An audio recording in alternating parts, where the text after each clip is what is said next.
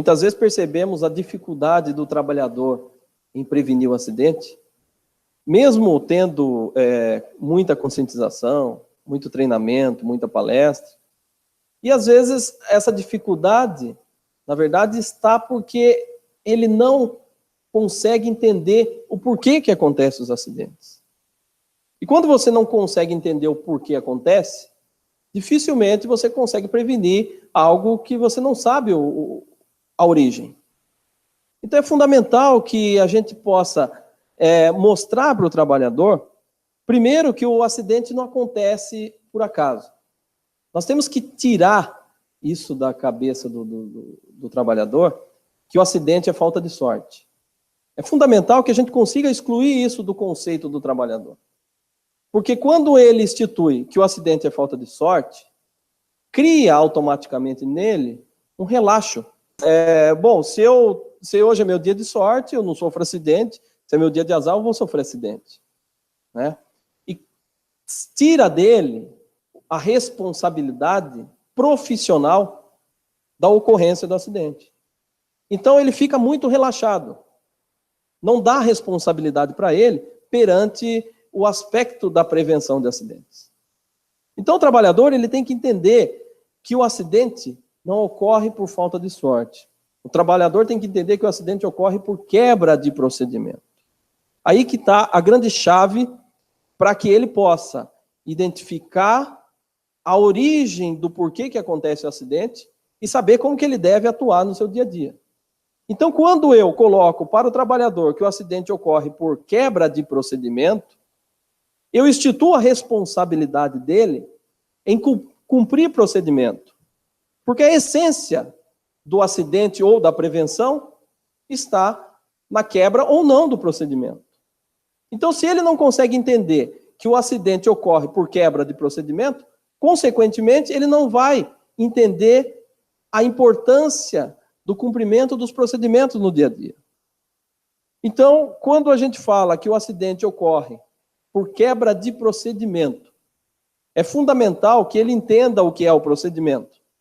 Né? É fundamental que ele entenda que o procedimento é uma tarefa que você faz que existe começo, meio e fim, e que quando ele quebra uma etapa desse ciclo de começo, meio e fim, ele já está vulnerável à ocorrência do acidente.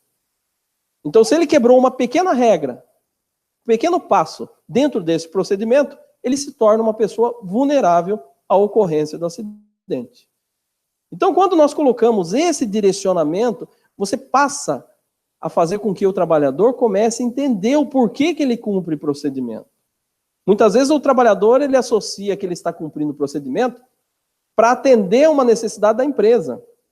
Ele não entende que o procedimento que ele está cumprindo é para prevenir o acidente.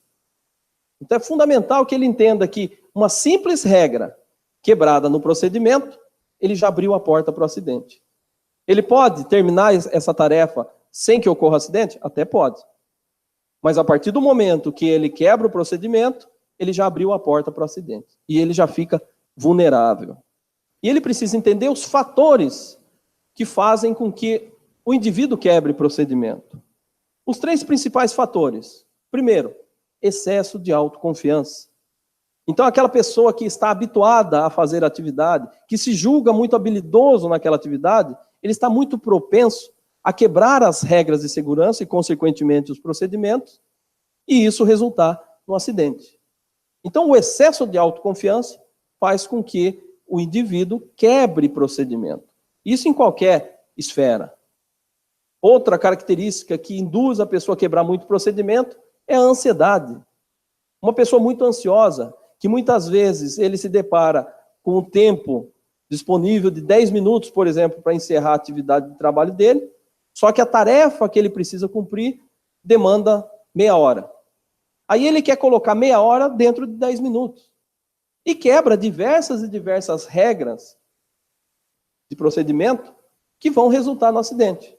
E um terceiro motivo que faz com que o indivíduo quebre o procedimento é a preocupação com o pensamento dos outros.